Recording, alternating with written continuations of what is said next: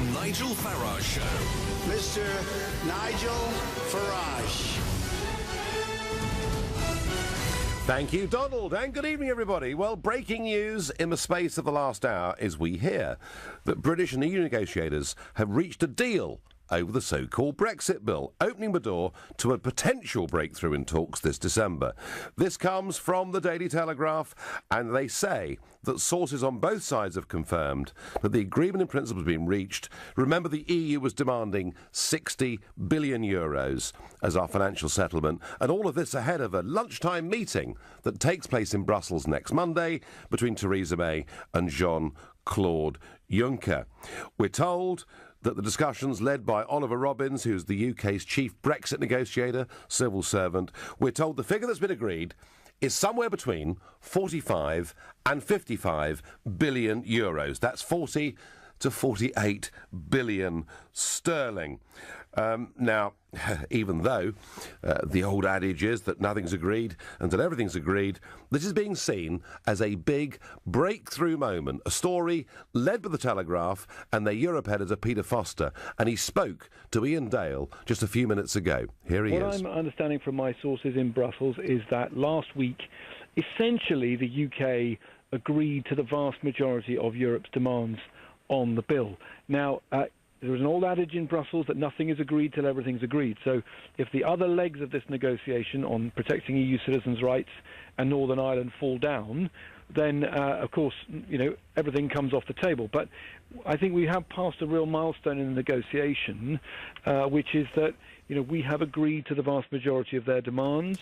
How you calculate a number from that is more difficult. I think anywhere between 45 and 55 billion euros. Gross liabilities of 100 billion euros, but of course you need to net off all the other bits and pieces that we get back. But I think it's a significant moment. So we've agreed apparently to their financial demands, and that no doubt is why that cabinet meeting, that inner war cabinet meeting last week was conducted in secret, and everybody was pretty tight-lipped as they've left. So if we've agreed to their financial demands, I wonder what we'll agree to over Northern Ireland. I wonder what we'll sell out on over the European Court of Justice. Look, I've said from the start, I said it during the referendum campaign itself, that no deal is better than a bad deal. And this is a bad deal. In fact, it's not even a deal. Because if we offer all of this, they'll only come back and want more, whether it's more money, more concessions on Ireland, more concessions to the European Court. I view this as being a complete sellout. I don't think this is worth it under any circumstances. I want to know, do you think us paying about £45 billion as an upfront Brexit payment before anything has been guaranteed in return is worth it? Or maybe you think this is absolutely necessary. We have to do this to get trade talks moving. If that's how you feel, call me on 0345 6060 973. Or if, like me, you believe this to be a total sellout, then text to 84850, and you can always send the government a direct message via me. It could be polite, it may not be, but you can do it using the hashtag Farage and LBC at LBC, and of course you can watch the show live on Facebook and comment there too. Now, I was speculating last week because I said that the last time we saw figures on this, we saw an opinion poll that said that 63% of people thought that 20 billion sterling as a parting shot was too much money. And I kind of said, well, I wonder what public opinion would think of a figure of 40 billion sterling or more. Well, I didn't have to wait very long because the Guardian ICM poll, the last one we've got, shows 71% of people thinking a bill of 40 billion or more is not acceptable. Are you listening, Mrs May? Where have you gone to, Boris and Michael Gove and all the other Eurosceptics? The public do not, in my opinion, wish to pay this sum of money. So I feel very strongly about this. I feel very angry about this. This is not what Brexit was all about. Of course, I want us to meet our commitments, but equally, they owe us money too. And at some point, could the government please, how about tomorrow? Why don't you publish tomorrow what you think we owe them and why, and what you think they owe us? Can we have an honest debate? Because at the minute, it's rather like a game of poker. is being played with our money in a secret smoke-filled room in Brussels, and we, the public, are not allowed to see what cards is being held by either hand. So I feel strongly about it. Yes, I'm angry about it. But please, come on, do tell me that I'm wrong. My first caller tonight is Tom, who's calling from Leeds, a new caller to the show. Tom, good evening. Good evening, Nigel. Big fan of yours. So, well, I presume if you're a big fan, you might agree with me that it's not worth this vast sum of money. Not in the slightest, I do not agree with it. We legally don't own nothing, so why has made football? Because know. They're weak, they're gutless, they never ever saw us having no deal under WTO rules, and the European Union realised that we were never going to walk away, and that's why they were able to up the ante at every stage of the negotiation. The only negotiation, Tom, in business or life that has any effect is if the other side knows that if things don't work out, you will walk out of the room, and they knew we wouldn't do it. And I totally agree. And once again, they need them. There's a lot more than Europe out there. Barnier and Juncker do not care about us. They really don't. If you cancel a direct debit, whether your subscription, you don't pay it out, do you? No. That's the way I see it. No. Well, Tom, I've always tried to be sweet reason on this. I really have. You know, I've always said we've got spending commitments out to the end of 2020. We should honour those as we entered into them as part of a 7-year spending programme. But equally, Tom, I've always argued they owe us money too. You know, our money in the European Investment Bank, our stake in the assets. I view this, Tom, as a complete Tory sellout. Do you agree? I totally agree. But she cuts public spending, but she can find this money. I don't get it. Well, actually, Tom, they put public spending up on things like foreign aid. Tom, I thank you very much indeed for your call. Just as I thought, we are being sold out. A fake Brexit, says Adrian. Paying money up front for permission to talk is madness. It would be mad if the deal was agreed. But this is blackmail, robbery and extortion. They should be in jail, says Phil. Well, Phil, I did say a few months ago in the European Parliament they were behaving like the mafia. And the President of the European Parliament, Antonio Tajani, an Italian, took huge exception to what I'd said. And I did say, well, OK, because of cultural sensitivity, I withdraw the media comment, you're gangsters instead. But I tell you what, they're very, very successful ones, aren't they? May is a total embarrassment to the British people, says Anne on Twitter. We should pay them in vouchers, says Jason from West Wickham. Robert is a new caller from Sittingbourne in Kent. Good evening, Robert. Is this price something we have to pay, or is it simply too much? Good evening, Nigel. Well, I don't think we should do anything, to be honest. My point was, you're very expert on finances and some things like that. Can you illuminate me as to where this magic money tree that Theresa May is going to get this 40 or 50 billion from? Oh. And a second point, what are we going to get in return? Because Theresa May hasn't answered either of those questions. No, she hasn't, Robert. Well, as it is, given that we're running an annual deficit of circa £50 billion a year, if we have to find an extra £40 billion that was not accounted for, was it, in the Chancellor's budget last week? There was no mention of it in the Chancellor's budget. There was just an extra £3 billion to pay for more border staff, etc. I can only presume, Robert, we will have to borrow it and pay interest on it back over the next 20 or 30 years. What will we get in return? My view is if you show weakness to these people, they come back and ask for more.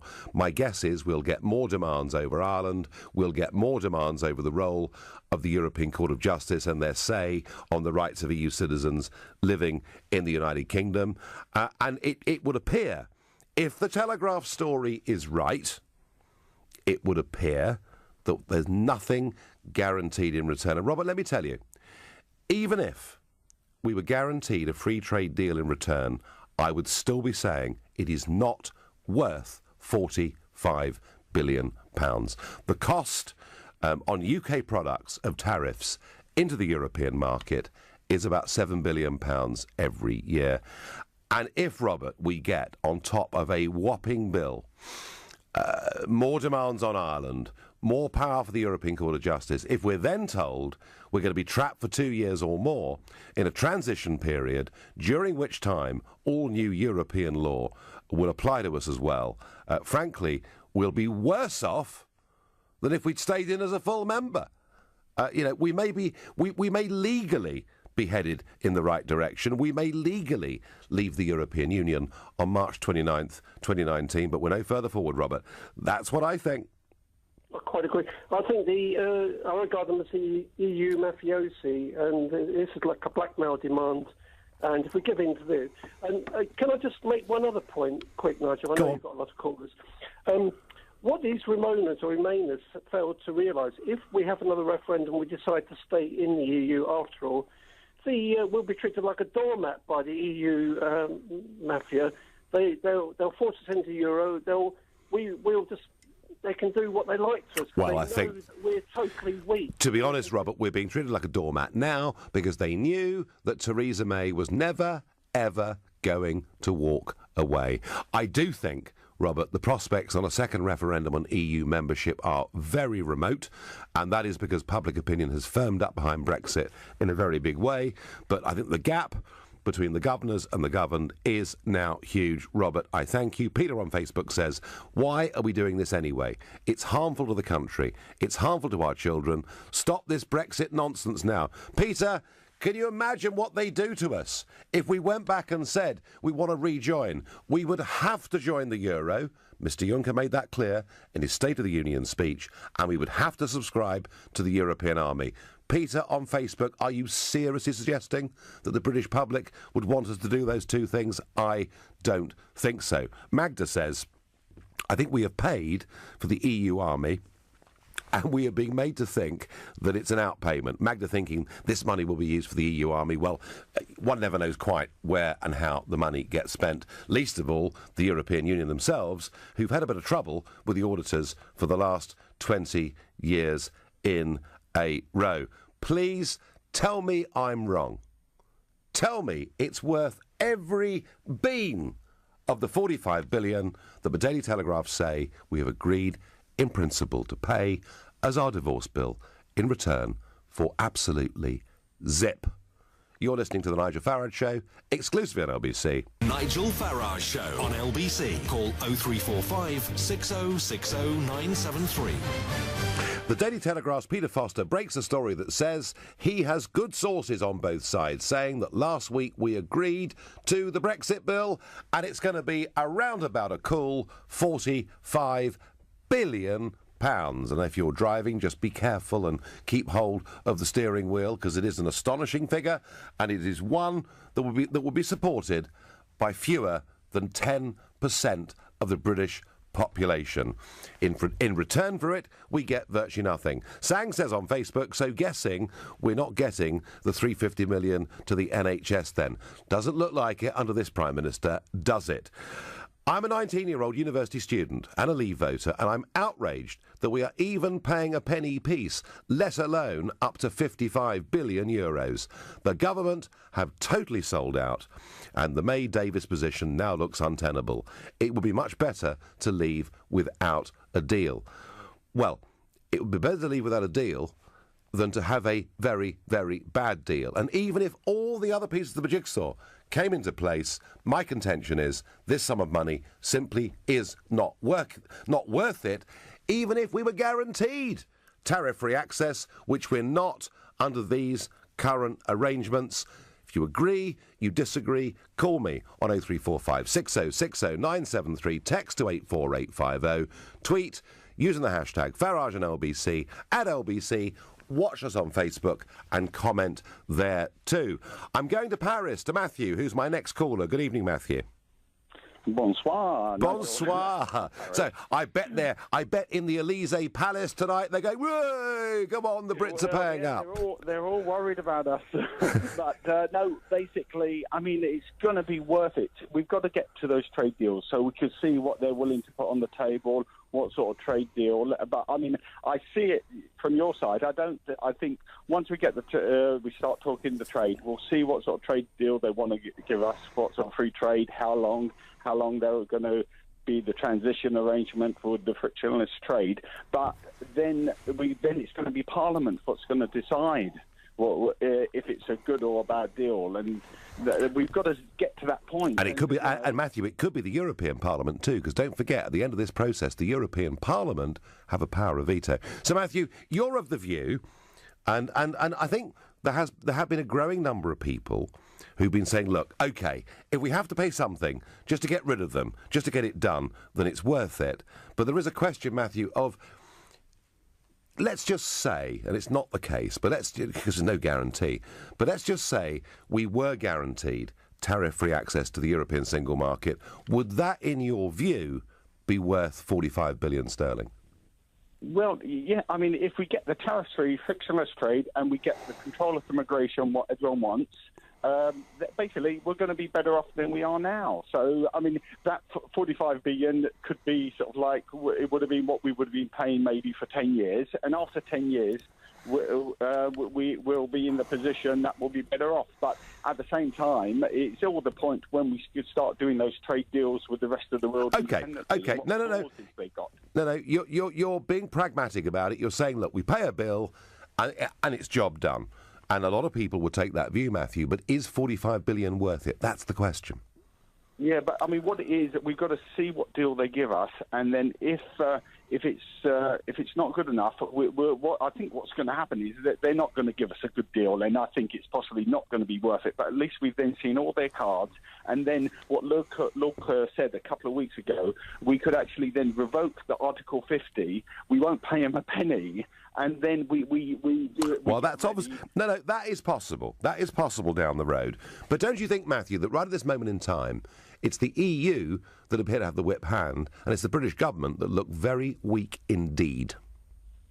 Well, I mean, they was blackmailed by the DUP, and they're trying to be blackmailed by the EU. But basically, it's the end result what we're after, and it's going to take time. We're not ready to leave March 2019. So if we don't get the right deal, it'll be refused by Parliament, and we'll then revoke. All right, no, Matthew, fine, no. Matthew's made the argument that it may be a thumping sum of money, but if it solves all the other problems, it may be worth it. Absolutely disgraceful. She has no right to spend our money like this. We want out now and a new Prime Minister, I get, anonymously. We've been sold down the river, Nigel. I'm so disappointed. I knew what I was voting for when I voted Leave. I don't appreciate being told that I am thick. A lot of people feel like this. And on Twitter, I get, you should be blooming ashamed of yourself for the mess you have created. Thank you, Niall. Listen, matey, I haven't agreed to 45 billion. I would never have agreed to 45 billion. I did, by the way, volunteer to try and help the government with their negotiations. I can see now why they would never, ever, ever would have wanted me. Paul says on Twitter, just walk away. It's ridiculous if it's true. Well, we do have to caveat if it's true. But Peter Foster from the Daily Telegraph has really stuck his neck out on this one. And do you know what? Given that secret war cabinet meeting last week, I do think this has quite a bit of believability. Jeanette says, why the hell are the Ramonas blaming you, Nigel? It's the government that are destroying this country. Well, whether they're destroying the country or not, Jeanette, they certainly are prepared to pay very large sums of money to, as I see them, the bad boys of Brussels.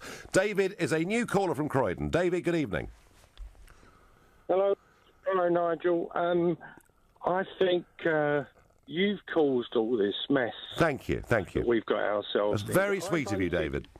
No, I voted Brexit, but now I realise the implications, and I've spoken to a lot of people like me who voted Brexit would vote Remain now, knowing what this has caused, because at the end of the day, we've got ourselves into a complete mess.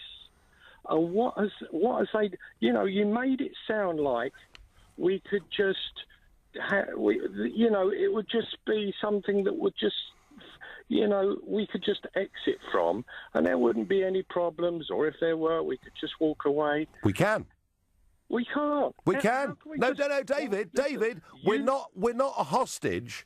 We shouldn't be paying a ransom fee. We can, if we wish, just walk away. Yeah, but you're not in charge of the negotiations. I know. It's all very well for you to say that, but we've got other people that may be kowtowing or capitulating. Because they never believed in it, and because we have at least 17 of our cabinet that were, and still I think are, Remainers. David, what would you have done? Well, knowing what the situation is now, I would have voted Remain, because it's better the devil, Well, David, that can be your view, but accept that it's a minority view, and accept that a lot more people have gone the other way just in the course of the last few weeks.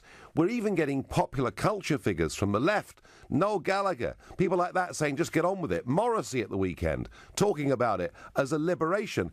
Even Robert Peston, the lovey of the media seen in London, saying Brexit voters were on the right side of history. So, David, I understand your reluctance, but I suggest to you that Brexit, which you voted for, is looking tough because of the way the government are handling it. Well, I just think that they may be agreeing, get on with it, but that's what we've got to do now. We're just stuffed with it. So, I just think it's all very well saying that they're saying get on with it, but I know a lot of people that would have voted Remain. They would have changed their... Well, they're in a very small minority, David, and a lot of opinion polling says that. David, feeling it's all a bit too difficult now. They're making the rules up as they go along, and we are giving into them. It's embarrassing. 45 billion, what a joke. We have the wrong Prime Minister for the job. Her heart is not in it, says Mez in Preston. Mez, I couldn't agree more. She doesn't believe in it. Goodness me, she made that clear enough, didn't she, to Ian Dale a few weeks ago on LBC when he asked her, how would you vote if there's a referendum now? And she couldn't bring herself to answer the question. Ross from Birmingham is a new caller to the show. What do you think, Ross? Nigel, it's a joke. You understand? They should call you Sir Nigel, They should give you a lot of credit. Well, they won't do that in a hurry, Ross, but they won't do that in a hurry. But so you think this whole thing's a joke, yeah? Yeah, it's a joke. My parents is part of the Commonwealth, yeah? Yeah. Why England is giving the European Union in this system for 40 years? The Commonwealth is like hundreds of years. Why are they bound to Europe? I can't get it. And it peed me off. Theresa May is a waste of time. Ross, you couldn't be really clearer, could you, in your views? And by the way, can I just say that I think a lot of people like you from Commonwealth families voted Brexit. I remember the week after Brexit at a petrol station in Croydon, and there was a car there, and a Jamaican-born family were in the car, and the lady wound down the window, and she said to me, Nigel, do you think our countries could be friends again? And I thought, wow, I know so much of the Commonwealth felt betrayed by us being part of the European Union. We've got a wonderful opportunity, Ross, to reach out to those 52 countries. We've got so much in common. I agree with you through history, through culture. But I'm afraid, Ross, it's going to take a long time to get there, isn't it? No, it's not. It's not hard, Nigel. People like you can make it happen. Boris Johnson, he's weak too. I'm surprised at that guy. All of them is a bunch of, I can't say it on the radio, they're a bunch of X-Y. OK, fair enough. Ross, lots of passion there. I'm afraid I can't do much about it. I can comment on it, I can talk about it, I can write about it, but Theresa May is in charge. Ross, thank you. Great call. You're listening to The Nigel Farage Show, exclusively on LBC. It's 7:30 and time for the news. Told by Peter Foster of the Daily Telegraph that in principle we've agreed to pay about £45 billion as our Brexit divorce bill. And yet none of us have been shown any figures of what the government thinks we owe the European Union, or indeed what the European Union owes us. And I think that perhaps is very frustrating. Also, there is at this stage no guarantee of anything in return. I wonder which of you out there, who of you listening to this show, would offer a big sum of money without knowing whether you were going to get anything in return for it. You're preying on the goodwill of somebody else. And so far, I have to say, in my opinion, they haven't showed much goodwill. This is weakness by the British government. It's sellout. And it's also a reluctance. They were never, ever going to walk away from this negotiating table, and yet they could have done. Caroline on Facebook says she's committed to this huge payment without even having a deal yet. Bonkers. And that's how I feel. Others, of course, think it's all completely my fault, and I'd be very disappointed if they didn't. Matt says, you've sold everyone a pup. You're now trying to blame everybody else. Now it's blowing up in your face. No, Matt, we do not legally need to pay this money. It is madness.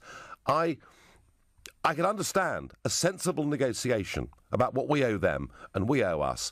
This is crackers. This is not worth the money, and it wouldn't be worth the money even if a deal was guaranteed in return.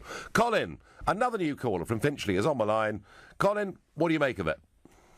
Good evening, Nigel. Good evening. Nigel, one thing I've learned in my 69 years on God's earth, Yep. your first loss is your best loss with anything you do, right? If you're losing money. If things are going wrong, Colin, that's often the case, isn't it? Yeah. Yeah, it's wipe your mouth and start again and see what happens. You see, what's going on here now is that it's all right giving them the money, but you want to know what you're getting in return. If you invest any of your money, you want a return for your money. Yep. Now, if we're not going to get a return on our money, well, we're better off we walk and wait until they get pressure from the business people in Europe. And believe you me, they'll get it, because Mercedes are not going to walk away from us. BMW are not going to walk away. All these big companies who invested millions of pounds into this country are not going to walk. So we've really got to see what we're going to get for our money. You've got to pay, but it's an investment, so that's what they've got to do. What are you going to give us for what we're going to pay you? I mean, Colin, it's possible that the Telegraph haven't got the full story. It's possible that what the British government have said is we will pay this sum of money at the end of all of this if there is a trade deal. There could be a huge caveat in there, and yet, you know, from his conversations with both sides of this negotiation, that detail hasn't emerged. Colin, if there was something in return, if there was a guarantee in return for this sum of money, then you and I could have a conversation as to whether it's worth it. And I would still argue, Colin, that 45 billion was way too much and wasn't worth it. But your general principle that no one in life does a deal unless they know, or makes an offer, unless they know what they're getting for it, I think is absolutely right and good, practical, common sense. Brendan is calling from Droitwich in the Midlands. Brendan, good evening. And good evening to you, Nigel. I mean, you can't believe I'm absolutely incandescent with these talks. We shouldn't be paying them anything. We first of all should establish their accounts, because apparently they've not been audited forever. We should tell them to tell us how they arrive at this figure and wonder Absolutely. Yeah, but we've done none of it, have we? Before we go any further, want to know what we're going to get for it. And I think it's absolutely outrageous to talk about 45 billion. It's outrageous to talk about giving them anything without the accounts being settled. Well, it's true that for the last 21 years in a row, the EU accounts have not been fully signed off by the auditors because several billion each year seems to go missing. And that is true. But Brendan, I mean, would you, if there was a tariff-free deal in return, would it be worth us paying something for it? It might be, but I'd want to know exactly what we were going to get without, sort of, this may happen, this may happen. We don't do anything until we know what we're going to get out of it. It's madness. Mrs. May was madness when she was as Home Secretary, and she was madness calling an election with a manifesto that was virtually suicidal, and now she's talking about giving billions of our money away. Would you like to see her gone as Prime Minister, Brendan? I would, but I'm not sure who would like to replace it apart from you. You wouldn't want... That's very kind of you. You wouldn't want Mr Corbyn, would you? Well, that's the only... Or maybe you would. No, I definitely wouldn't like Mr Corbyn. We'd be bankrupt within 5 years. What, you mean he'd pay more than 45 billion? He'd pay anything. So where are they going to get this 45 billion from? Where's we're going to get it from? Yeah. God knows. Yeah, We're bankrupt as it is. We owe money. I don't know what the national debt stands at the moment. 1.73 trillion. Well, there you are. So what? Well, what does it matter? Well, just borrow a bit more. Yeah, who cares? It's not their money anyway. Brendan, I thank you for your call. Brendan, incandescent there from Droitwich in the West Midlands. Funny how Theresa May cuts public services but can borrow billions to give to the EU. I get on Twitter, 45 billion, what a joke. We are rolling over without even a fight. Weak government. They will keep on stamping on us until we grow a spine, says Simon on Twitter. Mick from Dagenham says, I can't believe that a bunch of very bright and gifted people are doing so badly in negotiations. So they probably aren't. And it's just too easy for you and the others to say that they are doing badly when none of you are party to the same discussions. Well, OK, Mick, you could argue that. So why doesn't she? Why haven't they, at any point, explained any of this to the British public? Because, as I said earlier, it's been like a secret game of poker going on between David Davis and Michel Barnier without us seeing any of the cards or being made privy to any of those conversations. And I think that would have been really, really useful. I wonder what Idris thinks, who's calling from Hendon. Idris, good evening. Good evening, how are you, all right? Well, I know, I'm really angry. I mean, I just cannot understand. I cannot understand, Idris, how or why we should give away a vast sum of money. We should be angry with you because you were so quick to get everybody out of it. As soon as they walked out, as soon as they get out, you just jumped like a mouse, ran off. Like, where did I run to, Idris? Sorry? Where did I run to? You left the party. You left your no, I didn't. Party. No, I didn't. You left. You no, I didn't. No, I didn't. You left the party. No, I didn't. You got everybody out of the EU. Oh dear, dear, dear. Poor old Idris. You're suffering under desperate misapprehensions. Oh, I haven't left the party. I'm still leading. The group in the European Parliament. We've got no choice then to just come out of it and pay half of it and that's it and get out of it. So, do you think, Idris? Do you think that it's worth it if it gets us a clean break from the European Union? Yeah, I think we shouldn't. We need to get out a clean break because, I voted to stay in because at the end of the day, everybody's happy and the economy was booming as well and then, everybody was happy at the time. But then when everybody voted to come out, everybody was shocked. They didn't realise the only people who voted to come out was the old generation and didn't realise what they were voting for. I mean, people like yourself never actually explained to anybody regarding about... Idris, they knew exactly what they were voting for. They were voting to take back control of our country, our lives, our borders, our fishing grounds. They were voting not to go on giving large sums of money to the European Union. And that, Idris, I think, is why a lot of people tonight are pretty angry about this. But tell me, I mean, you were a Remain voter, but you take the view we need to get a clean break and move on. What sum of money do you think would be worth it? I mean, do you know what? For me, I just walk out of it and that's it. That's what I would do. Would you? Right, Idris, thank you. Isn't it interesting that we get people who voted Brexit who are now a little bit worried about it, and we get people who voted Remain who are even more hardline than me? But actually, I think we have reached the point where maybe walking away is the right thing. I'm a 34-year-old Brexiteer and one of your biggest fans. I've heard of our selfishness, which I fully understand, but can I ask, what will Europe do with our money? Will it sustain smaller EU countries that have depended upon us, says Neil in Littlehampton? Well, I very much doubt, Neil, we will know where any of this money goes. I tell you what I think this is really all about, right? Us leaving the European Union takes away 16% of their budget contributions every single year. They are in a hell of a fiddle over this. At the moment, they're kind of saying, just because Britain leaves the European Union, we won't reduce our budget. So that would mean, of course, wouldn't it, other member states having to pay more. Maybe what they're trying to do here is to try and get 4 or 5 years of our net contribution to soften the blow for absolutely everybody else. I can't think why they're as arrogant as this. I mean, if you have a company that has an annual marketing budget and your income next year is 30% lower than it was this year, you may have to cut your marketing budget. You may have to cut your, entertaining budget. You may even have to cut your staff. You have to cut your cloth, accordingly to fit you. The European Union seem to have no intention of doing that. You're listening to The Nigel Farage Show, exclusively on LBC. Leading Britain's conversation. LBC, The Nigel Farage Show.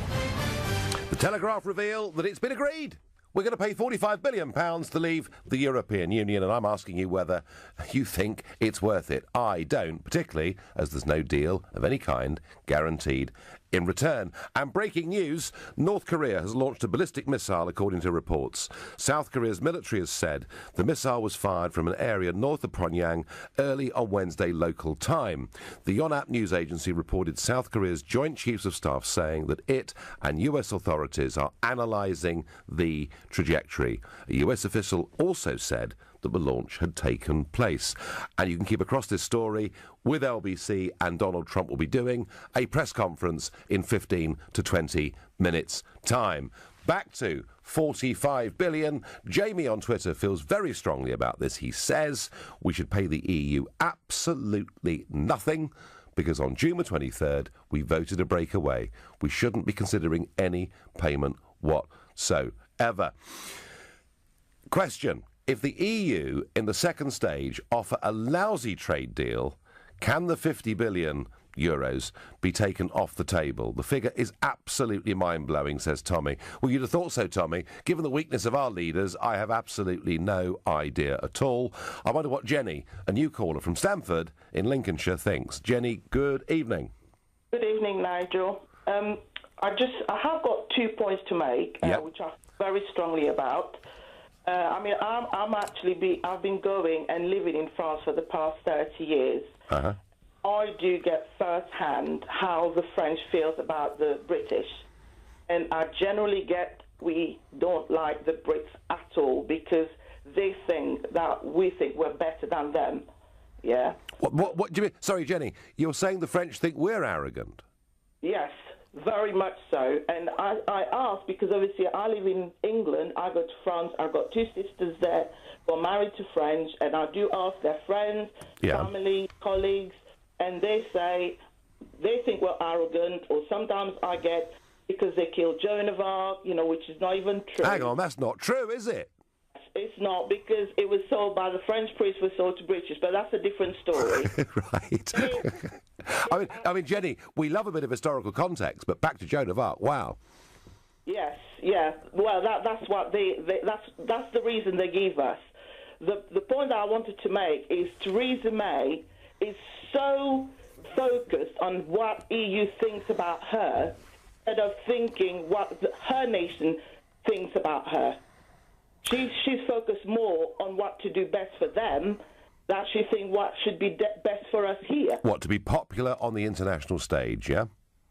So I don't agree that. I don't think we should pay a penny whatsoever because the French sees us. I know, like I said, I live there. I've got family. I go 2 or 3 times a year. I'm actually bilingual. I speak fluent French as well. So I do kind of mingle a lot when I go across. And they should not receive a penny at all. No, well, Jenny, it's a very strong point of view, and it's one that is held by many people. I was amused by your comment about the French thinking we're arrogant. If anybody out there in Britain or France wants lessons in arrogance, I understand after Brexit, Monsieur Barnier is opening up an arrogant school because, goodness me, he just about takes the biscuit. Jenny, I thank you. Will from Evesham, who's a regular caller to the show and a Remain supporter. So, Will, how do you feel about 45 billion? Yeah, I think the disingenuity here, Nigel, happened during the referendum. I didn't hear anybody talking about the leaving bill. Quite. We are leaving a social club. This is a sports club. Oh, by the way, I'm going to cancel my membership. I'm going to lose this. This is a significant relationship. Long-term investment. Britain's benefited massively from inward investment from the EU into our... but it was our money, wasn't it?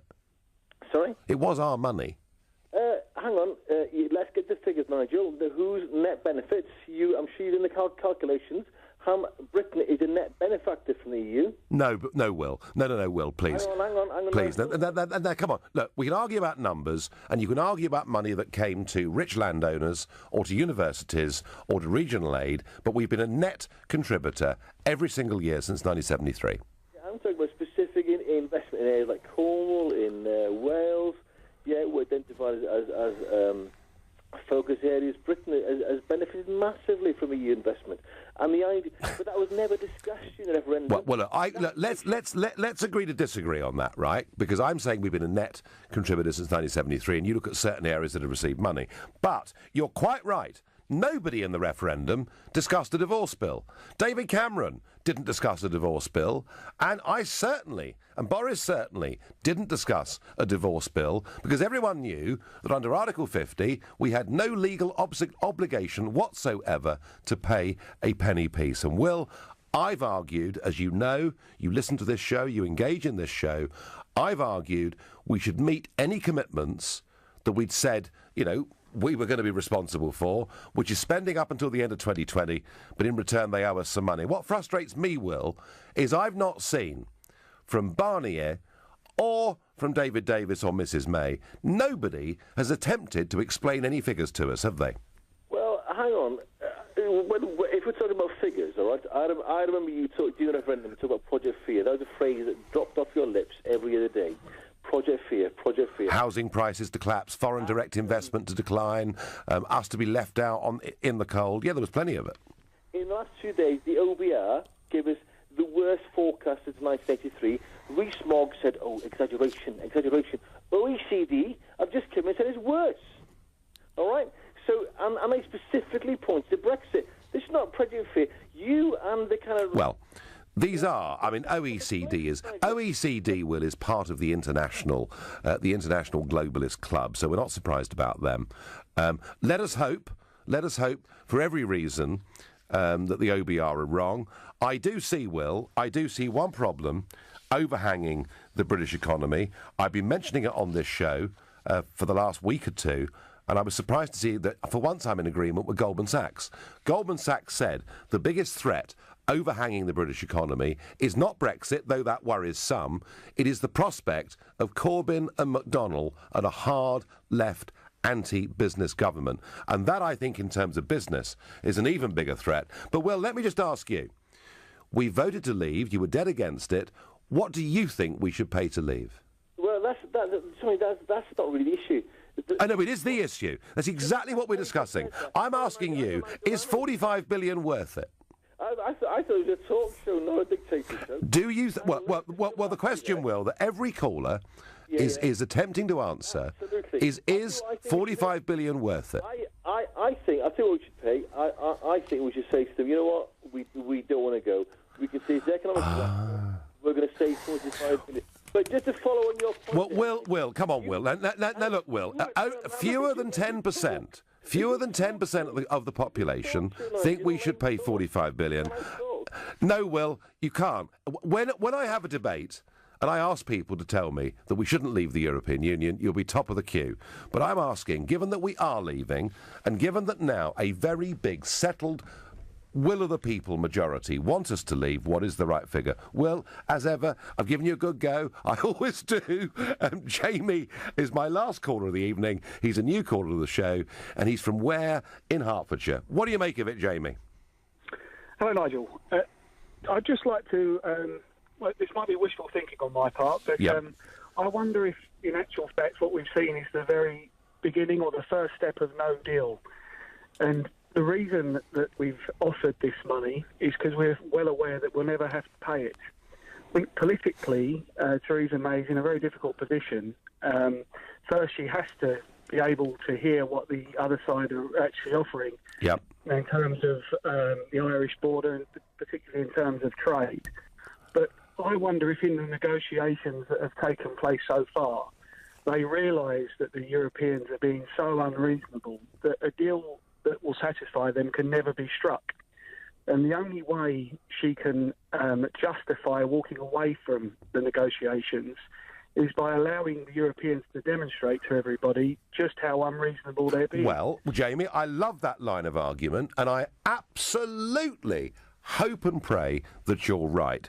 But, Jamie, the trouble is, she did it in Florence. She offered 20 billion. She thought she was being generous. They said it's not good enough. Now she's offering 45. So, Jamie, it's a great thought. You know, be reasonable, show how wholly unreasonable they are, but hey, we've been playing that game for a long time already.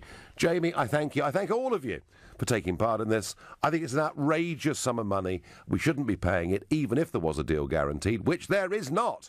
You've been listening to the Nigel Farage Show here on LBC. I'm back tomorrow night at 7. Coming up tonight at 10 o'clock, it's Ian Collins, but up next, it's Clive Bull.